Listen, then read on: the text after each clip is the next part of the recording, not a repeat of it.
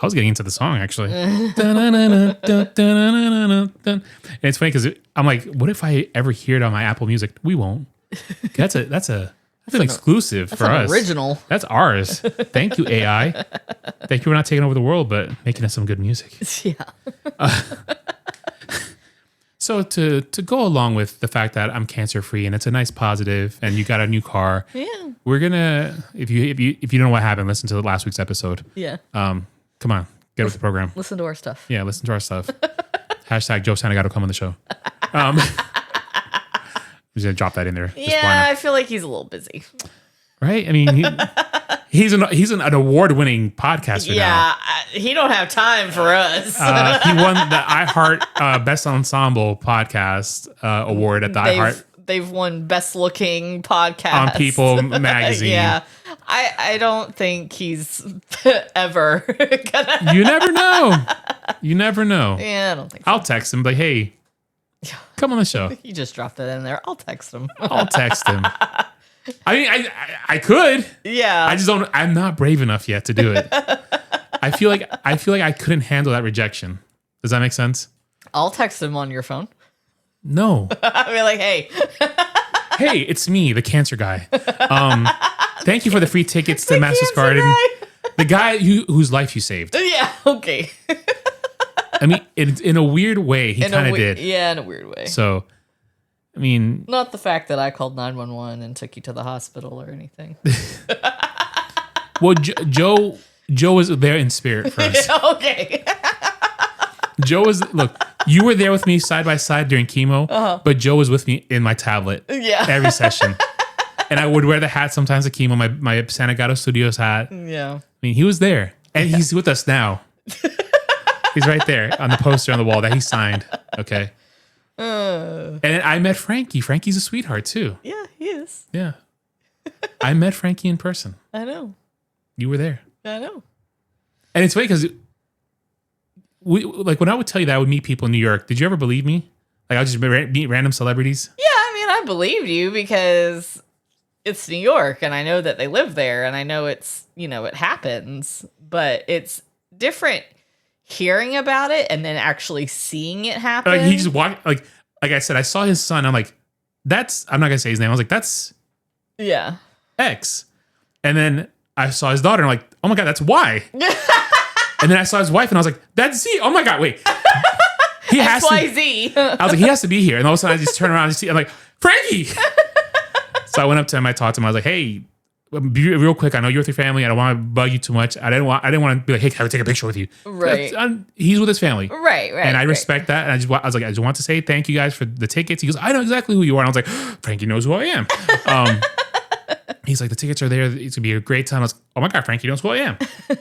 But it was a good time. Yeah. But yeah, so the basement in our yard knows about me. Yeah, and I've actually tested with the producer, Ant. I text with them from time to time. Yeah. So I'm on their radar. Yeah. Very off to the side. You're like, oh no, my thing went away. Oh no. But they know who I am. Yeah. They know me. Maybe I'll ask them to join the network. Can our little podcast join the network? We'll do it for free. No. We'll do it for free. There's something on my foot. I don't know what that is. Can you see? It's like a little circle thing, like from the sticky thing from like the table. Huh. Okay. So we're gonna do some positive Instagram posts from Instagram, obviously. Yeah. I'm gonna start with the first one, okay? So I run a small pizza shop, delivery mostly, late nights. I got a call at 9 p.m. Woman's voice shaking. Can you deliver to the women's shelter on Oak Street? Yes, ma'am. What would you like? Long pause. What can I get for $6? I have three kids. $6 won't even cover one pizza. Tell you what, we have a special tonight. Family meal, 4 pizzas, breadsticks, drinks, $6. No such special really existed. She cried. Really? I said, really. I made the pizzas myself. I added cookies, juice boxes. I delivered it personally. She answered the door, bruises on her face, kids hiding behind her. Thank you. You don't understand what this means. Started happening every week. She'd call. I'd have a quote unquote special. Other drivers noticed. Started doing it too. Different families, different shelters. 3 months later, she got a job, an apartment, stability. She came to the shop, handed me $200. For all the specials, I know they weren't real. I try to refuse the payment. Please, let me pay it forward. That $200 started a fund. Pizza forward. When someone calls from a shelter, we use the fund. No questions. 5 years later, we've delivered 830 specials. That woman, she's a social worker now. Refers families to us. Her kids are teenagers. They volunteer at our shops on weekends, packing boxes for deliveries. And last Saturday, her daughter helped make a pizza for a shelter. My mom says you saved us with pizza. Now I get to save someone too. That's sweet. Right? That's amazing. It is. Yeah, I like that. That's really good. Pizza can heal the world. People don't believe me, but pizza can heal. Pizza heals everything. Pizza heals everything. Except for diabetes. Can't have pizza. I mean, it can, but it's not advisable. It's the dough, right? Yeah, it's the bread. It's a lot of carbs. But what about the non-bread? Can you have that?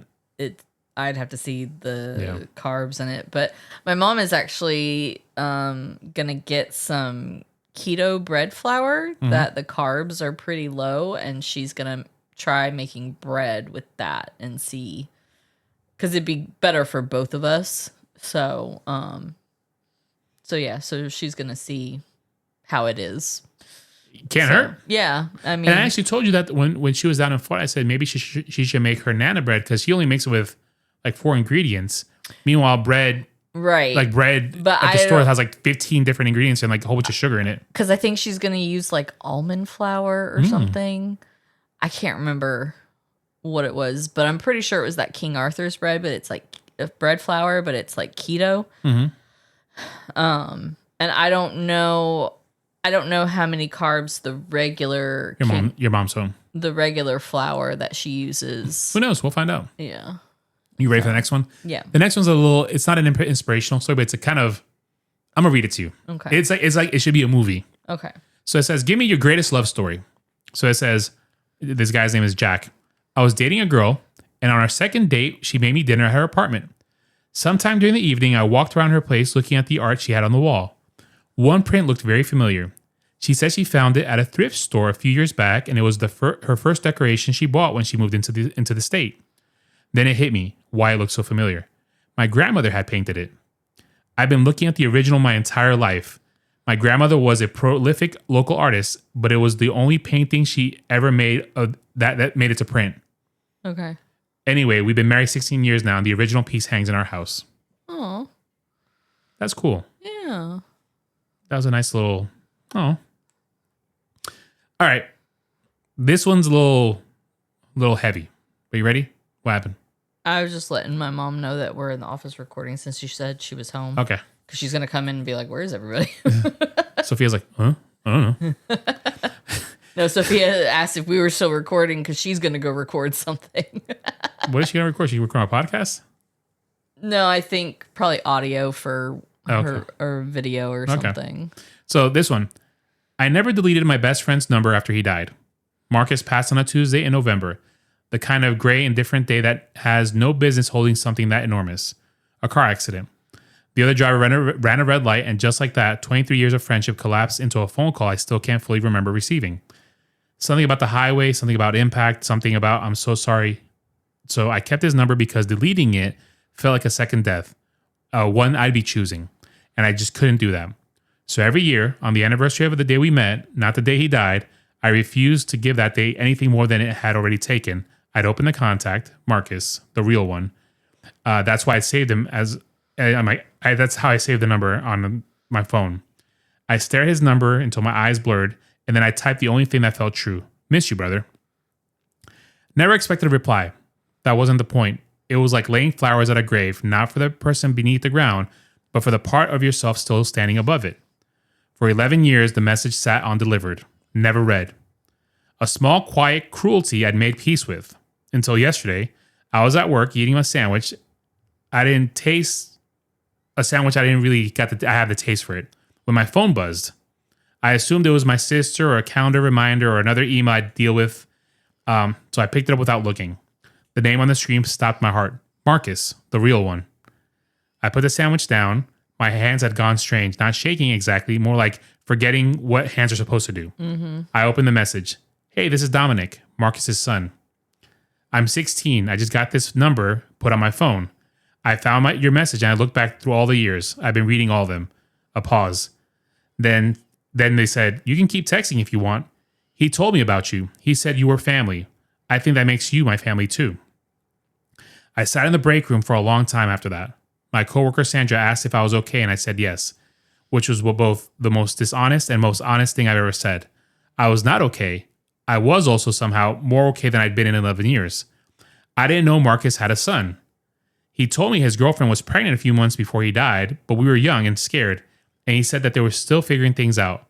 And then he was gone before any of it got figured out. I'd always wondered what had happened. I had never known how to find out without opening a wound I was afraid to see the bottom of. But here was Dominic, 16 years old, holding his father's phone. Here was a boy made of the same matter as my best friend, same number, different person, entirely his own, reaching back through 11 years of unanswered misuse, I typed. My fingers weren't strange anymore. Dominic, you have no idea what this means to me. Your dad was the best man I ever known. I have so many stories about him. Good ones, embarrassing ones, the kind that will make you laugh and also make you proud. Anytime you want to hear them, I'm here. That's not going to change. I stared at it before sending. Then I added one more line. He would have loved knowing you found me. This time the message didn't sit delivered. Almost immediately, it changed to red. And then 3 dots appeared, the small breathing ellipsis of someone on the other end thinking, typing, existing, and I felt something loosen in my chest that had been wound tight for so long. Some connections, as it turns out, just don't end. They just wait. They wait in old phones, contacts, and unopened messages. They wait in the faces of children you haven't met yet. They wait in the patient, faithful act of reaching out into silence year after year, saying, I remember you, until one day the silence finally writes back. Crazy, huh? Yeah. That was a long one. I'm sorry. But I thought it was a good one. Yeah, it's a good one.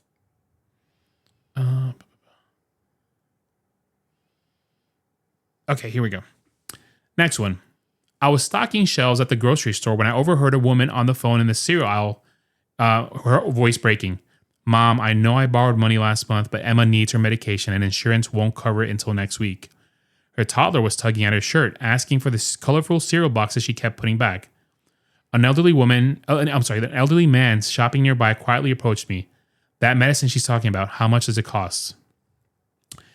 He whispered. I told him children's prescriptions were often around $40. He nodded and disappeared towards the pharmacy.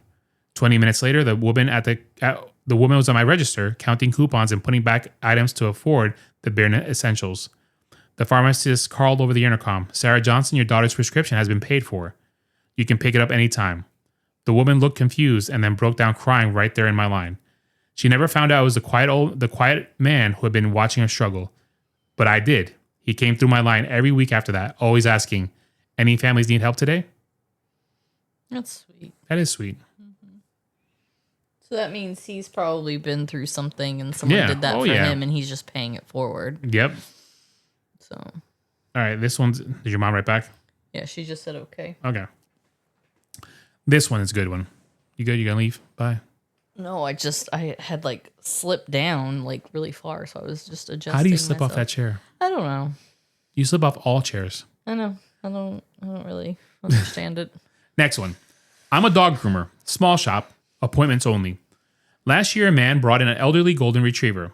The dog was matted, nails overgrown, clearly hadn't been groomed in months. The man looked exhausted. How much for a full groom? I told him $85. He nodded, pulled out his wallet, empty except for 3 $20 bills. Everything he had.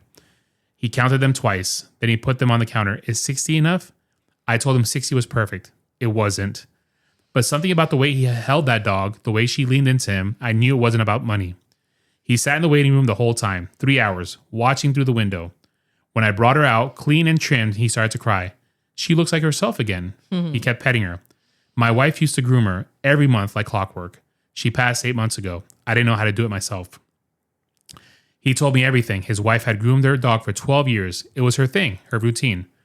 Every first Saturday, she spent all morning making Daisy beautiful. And after she passed, he couldn't bring himself to take Daisy anywhere. He couldn't replace that routine. But Daisy's 14 now. I realized I was letting her suffer because I couldn't let go. She deserved to be clean, comfortable, even if it meant someone else doing what my wife used to do. I told him to bring Daisy back next month, first Saturday, no charge. He refused. I insisted. Your wife had a routine. Let's keep it going for Daisy. He cried again. Agreed.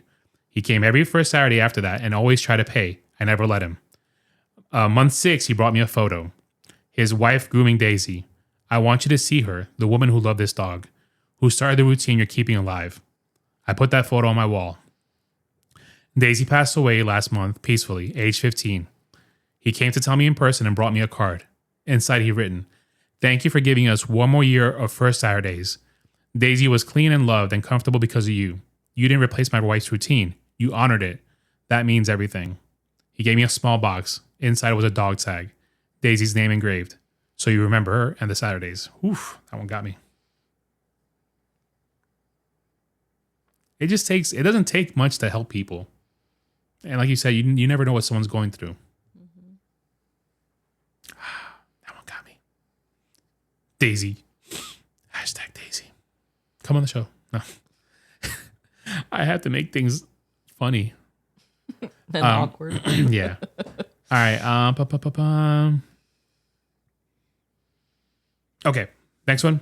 Mm-hmm. Anything you have to say about Daisy? No? Okay. The golden retriever thing got you, didn't it? Mm-hmm. Yeah. I knew it would. I was trying to make you cry. No. It almost did, though. Mm-hmm. Okay. So my husband lost his job right after our second baby was due. For 6 months, he sent out hundreds of applications. Nothing. I watched this proud man crumble, depression setting in. One morning, he left for another interview wearing his only suit, the one we'd borrowed money to buy. That evening, he came home defeated. I didn't get it. I'm failing our family. He looked broken. The next day, someone knocked on our door. A woman stood there holding my husband's suit jacket. He left this at our office yesterday. I'm the receptionist. I saw him in the parking lot afterwards, sitting in his car crying. My heart shattered. She continued. I went through his application. He's overqualified for what he applied for. But my husband's company needs someone with his exact experience. I called him. He wants to interview your husband tomorrow. I started crying. She hugged me. I've been where you are. Someone helped me once. My husband got that job. 3 years later, he's thriving. But that receptionist changed more than our finances. She restored his dignity when he had lost all hope. Last month, my husband saw a man at a coffee shop, clearly stressed, reviewing interview materials.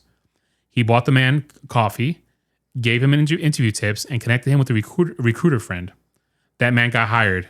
When my husband told me, I smiled. You're doing what she did. He nodded. I promised myself if I ever got back on my feet, I'd lift others up. She taught me that kindness isn't about what you give. It's about seeing someone struggle and refusing to walk past it. Yeah. I mean, that's what, I mean, if everybody thought that way, it'd just be such a better place. Yeah. The world. So are you telling me that I should have helped the guy at the gas station? No. That guy was just looking for a free, my man, gas is tight. Gas is really pricey. You have to make it a judgment call, because you can tell when some people really need it and some are just, yeah. Like if you're begging for money on the side of the road and you're wearing brand new Jordans, right? I mean, 2 + 2 = 4. Yeah, and I don't trust guys with white vans asking me for help with gas. No. I was born, but not yesterday. All right. All right, here we go. The wedding dress.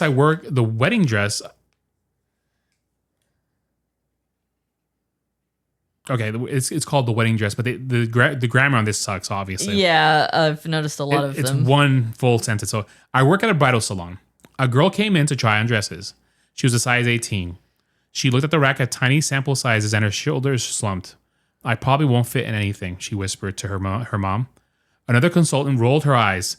We have the plus size section in the back, she said loudly. The girl flinched. I stepped in. Actually, I said, I just got a new shipment of gowns that will look stunning on you. They're front and center. I grabbed 3 dresses I knew would fit. I spent 2 hours with her. I jacked her up with the veils and jewelry. And she came out in the second dress and she started crying. I look beautiful, she said. You are beautiful, I told her. The dress is just the accessory. She bought it. Her mom pulled me aside. She's been bullied her whole life about her weight. Thank you for making her feel like a princess. Kindness is the accessory. It fits everyone. Yeah. And especially like when you're clothes shopping and you're overweight, like, or when you're not not overweight, but when you're not comfortable in your own skin, like it can be deflating. Oh, I can imagine. When you go and you see something, and like I'll even do this, like I might like something, but then I'm look at it, I'm like, it's not gonna look good on me, or that's not gonna fit me. You know, that's just how your mind works after so many years of that being the case. Yeah. You know, and so for women it's a lot worse because automatic. For men, they make, I mean, I've seen shirts like 5XL. Yeah. And that's like, that's a blanket. But the fashion industry is more accessible for plus size guys rather than plus size women. Right. And which is a shame. There's not, I think it's happening more now because there are more plus size models in the world. You know, but it's so ingrained after a while that it's like, even though, yes, there are plus size models, and yes, the fashion industry is kind of, you know, shifting a little bit and having more options for plus size women, that thought process is still ingrained. Oh, yeah. And it's hard to break that. And there's been situations where I'm like, babe, that would look phenomenal on you. And you're like, no, I don't want to. I'm like, can you try it on, please? Yeah. And I really have to like force myself. And even sometimes looking in the mirror, I'm like, I don't like the way this looks. And so I'm trying. And I'm over there, I'm like, yes. I'm trying to do better with that. And therapy is helping with that. But yeah, it is a struggle. So I completely understand where that girl was coming from. Oh yeah. Because I've never been bullied by other people about my weight. But I feel like I've probably bullied myself. Yeah, I can see that. And not even trying to, it just happens. Yeah. You know, and especially if you're have low self-esteem and self-conscious, you know,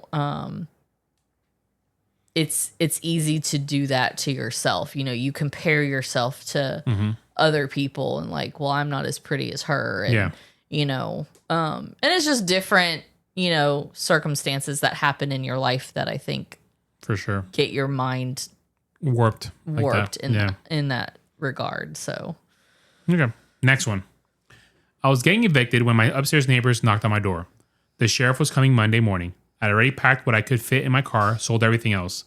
23 years old and about to be homeless because I chose paying for my mom's chemo over paying for rent. I heard about Monday, she said. Mrs. Martinez from 3B, who I'd maybe said hello to twice in the elevator. I nodded, too embarrassed to look at her.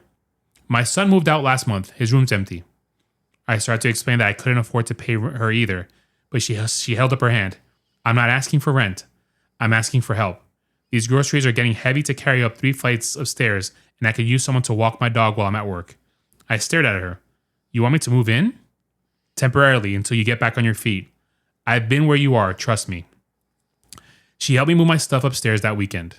The room was small, but clean, with a window that got morning light. She'd already put fresh sheets on the bed. House rules, she said. Clean up after yourself, no loud music after 10, and you eat dinner with me on Sundays. Deal? I lived with her for 8 months. Helped with groceries, walked Buster every morning, and learned to make the best dumplings I ever tasted during those Sunday dinners. When I finally got a better job, I found my own place, she cried.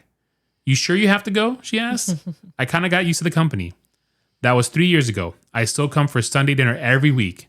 I still walk Buster when she's traveling. Mrs. Martinez taught me that sometimes being saved looks like someone who needs saving too. That's sweet. Yep. Shout out to Miss Martinez. Come on the show. Let's see.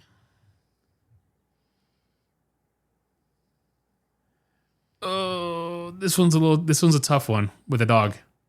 Okay. But it's a good one though. You gonna cry? Probably. Most likely. Let's try it. So I work at a veterinary clinic. Woman brought in a dog hit by a car. Needed surgery. Expensive. She was sobbing. He's my son's dog. My son died 6 months ago. This dog is all I have left of him. Please.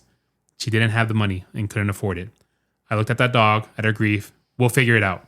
I did the surgery, told her $200. Cost was $2,000.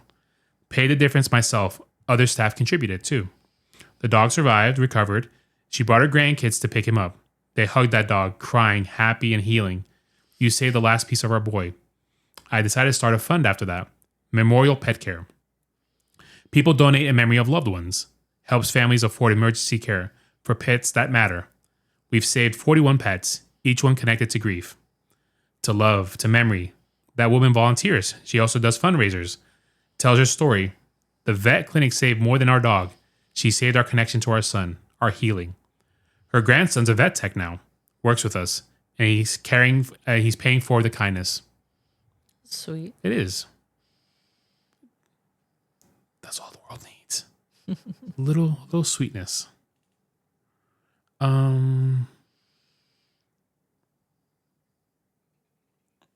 We got time for these last. I got 3 more. Okay. I'm a taxi driver. I picked up a woman, hospital to apartment. She was weak, pale, clearly ill. Helped her inside. The apartment was empty. No furniture, nothing, just bags. She collapsed on the floor. Thank you. I can't pay much. I'm so sorry. She handed me $7. Fare was $12. Don't worry about it. I left. Couldn't stop thinking about her. I went back the next day. I brought food, blankets, and she was shocked. Why? Because you need help. She was a cancer patient, stage 4. No family, and disability hadn't started yet. She was evicted from her previous place. So I started helping out. Daily visits, food, supplies. I drove her to her treatments free of charge. Other drivers heard about this and started rotating. Someone drove her every single time and brought her meals, sat with her, and she got better. The treatment started to work. She, full remission, she called us, telling us, taxi driver saved my life. Gave me hope when I had none. She's 5 years cancer-free now, and she volunteers at the cancer center. Patient support. I help people through treatment because taxi drivers help me through mine. So she coordinates rides for patients now. Free transportation network. 40 drivers participate. Thousands of rides. It all started in the back of my taxi cab. That's cool. Mm-hmm. I love that. I love that a lot. Oh no. Uh-oh.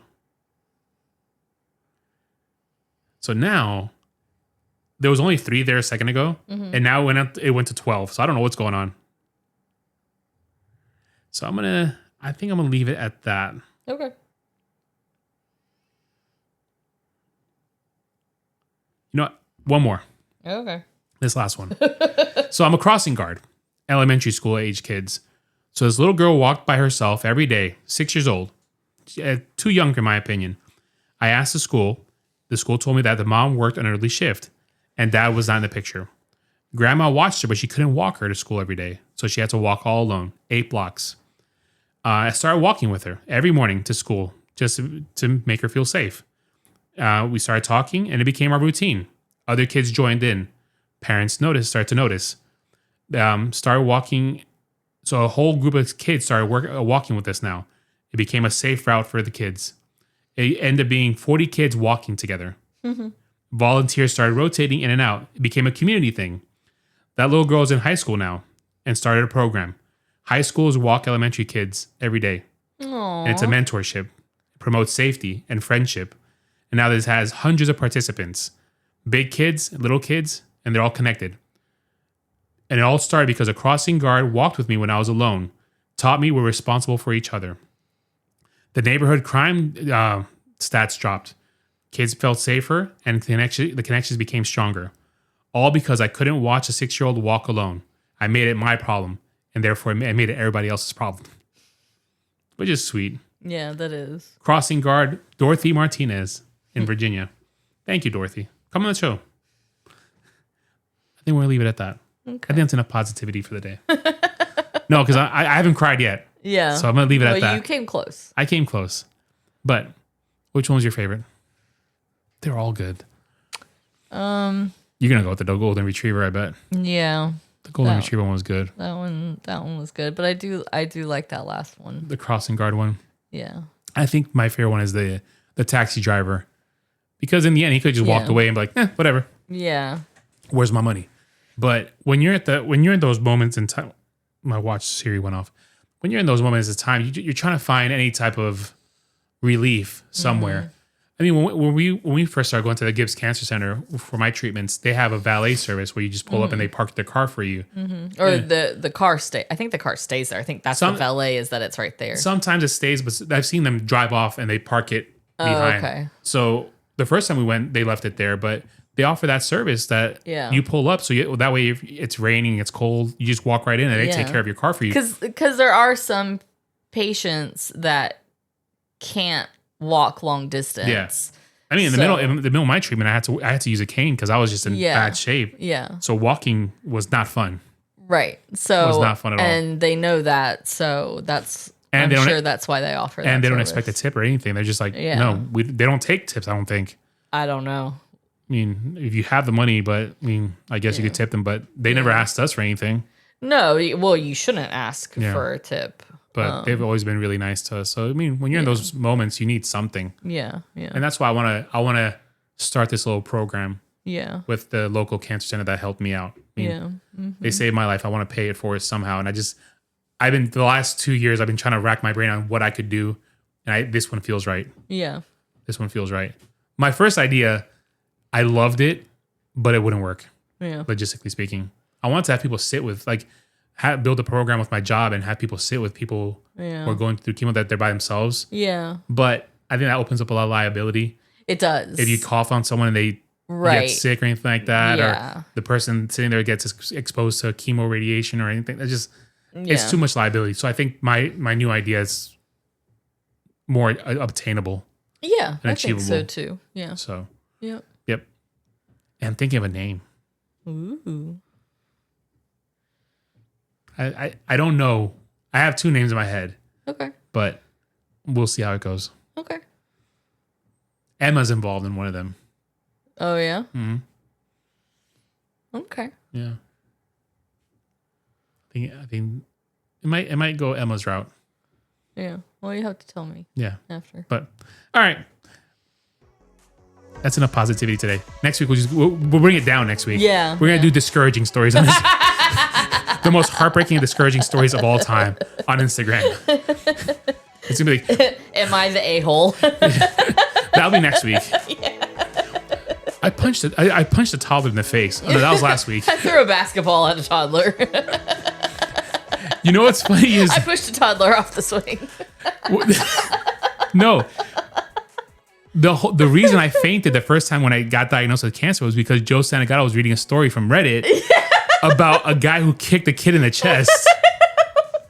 He kicked the child in the chest, and it made me laugh so hard. It really shouldn't have been that funny, but it was. I fainted and I collapsed. I think it's the wording that he used, and also it's the unexpectedness of it. And Joe's reaction was like, "What?" So, anyway, we'll change it up at some point.